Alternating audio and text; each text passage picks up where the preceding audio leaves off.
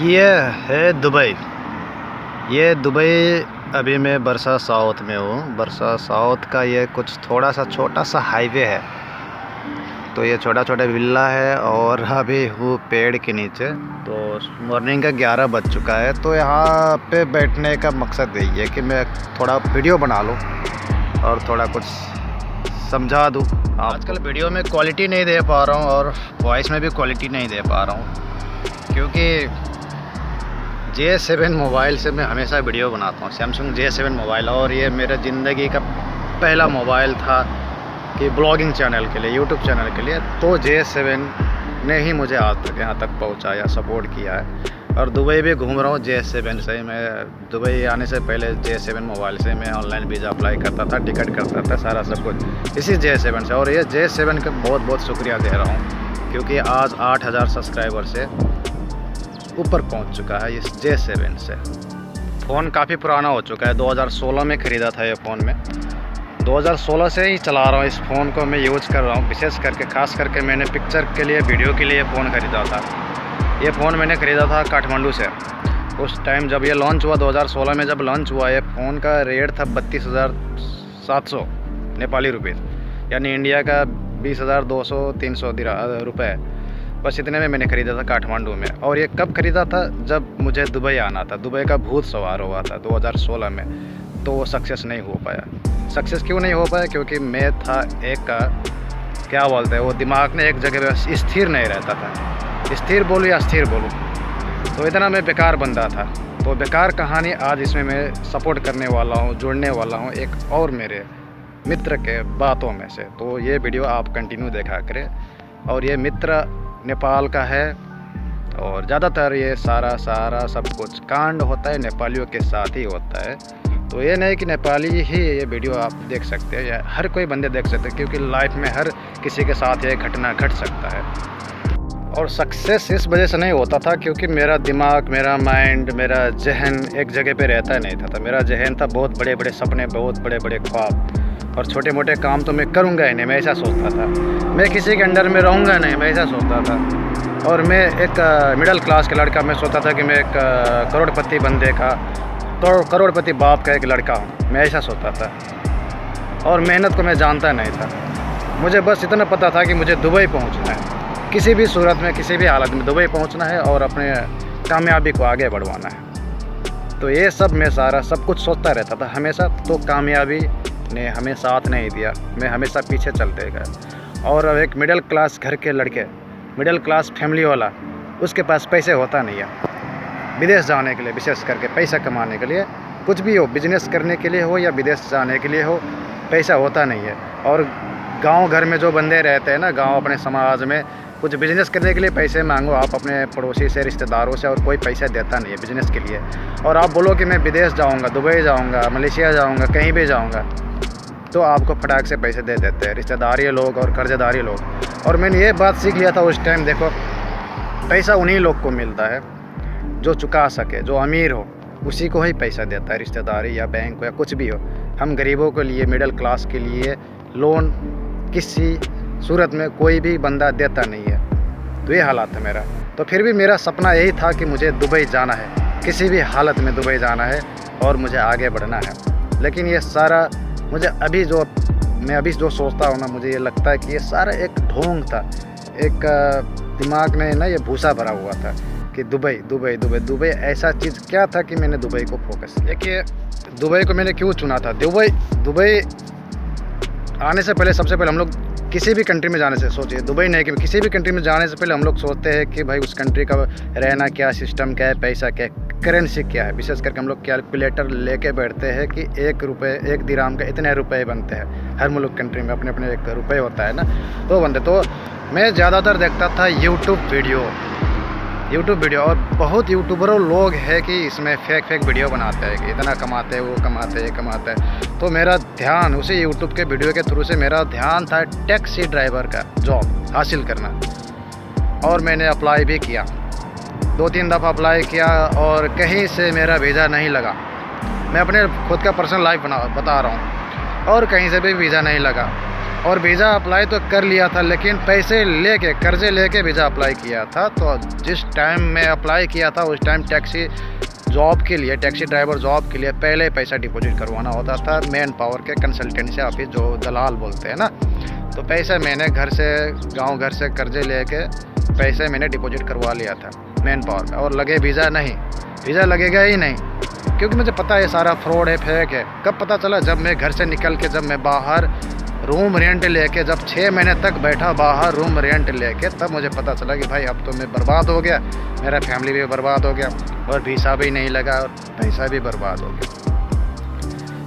तो बहुत ठोकरें खाए उस टाइम मैंने। ये बात सीख ली कि अब भाई हमें दुबई जाना था, लेकिन अब हम दुबई नहीं जा सकते, क्योंकि पैसा तो डूब गया है, पूरा डूब गया है, और कर्जे इतने ज़्यादा हो गए, और ब्याज के पैसे इतना ज़्यादा हो गया था कि भाई न मैं घर न घाट का हो गया था उस टाइम। तो फिर मेरे दिमाग से दुबई का भूत उतर गया। मैंने सोचा कि चलो अब कतार चले जाएंगे, और कतार के लिए अप्लाई किया।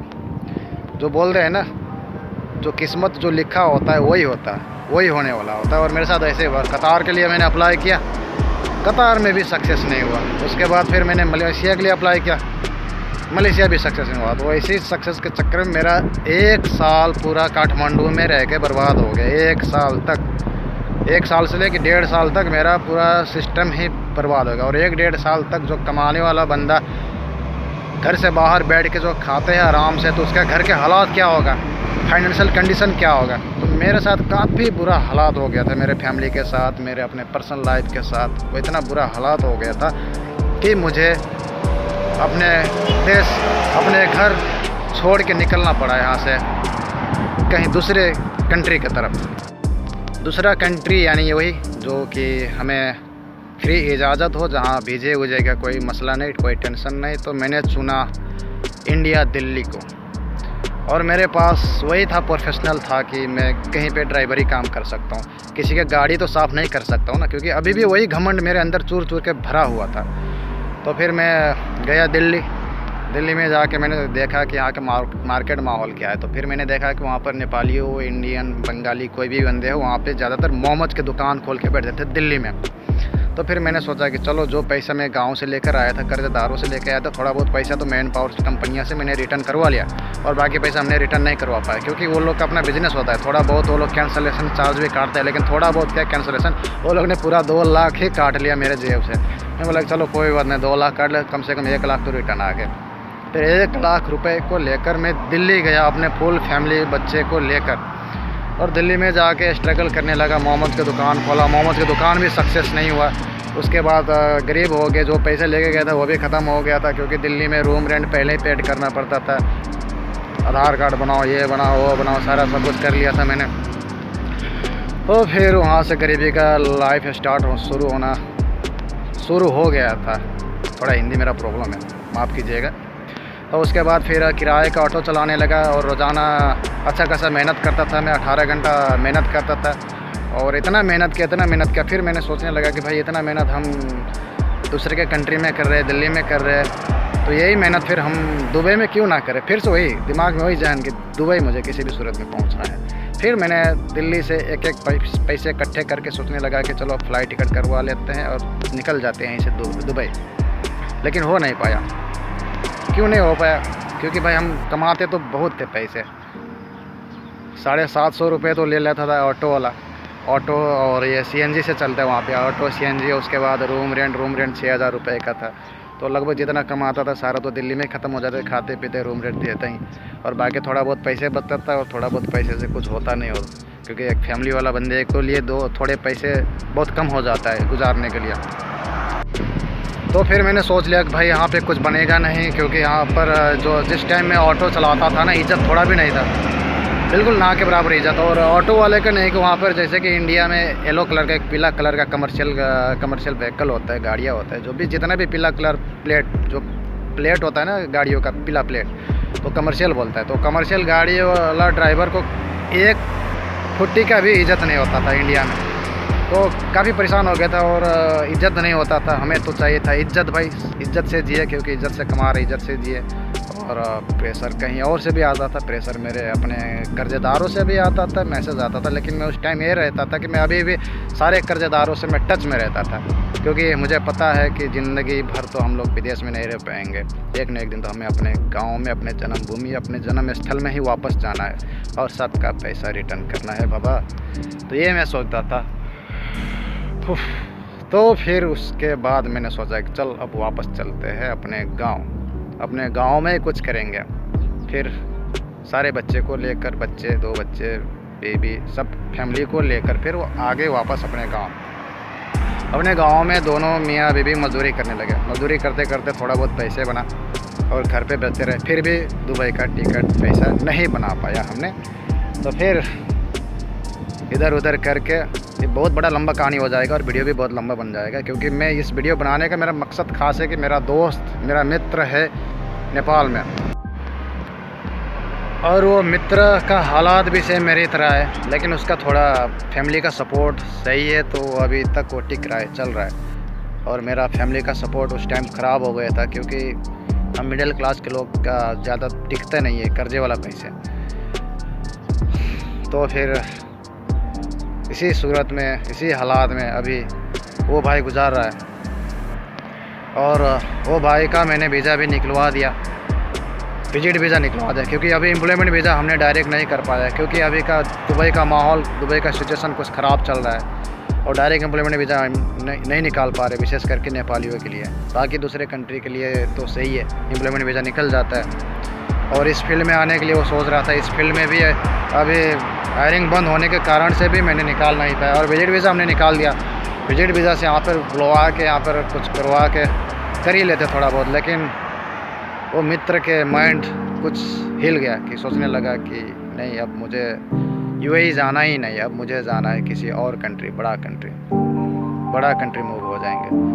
तो ये सोच उनके लिए अच्छा सोच है कि बड़ा कंट्री चले जाएंगे यहाँ से, लेकिन फिर भी तो लगता है पैसे। आप वीडियो कंटिन्यू देखा करें बाकी के पार्ट नेक्स्ट वीडियो में, क्योंकि वीडियो काफ़ी ज़्यादा लंबा हो गया, तो इसके वजह से आप ये वीडियो पूरा देख पाएंगे नेक्स्ट पार्ट में।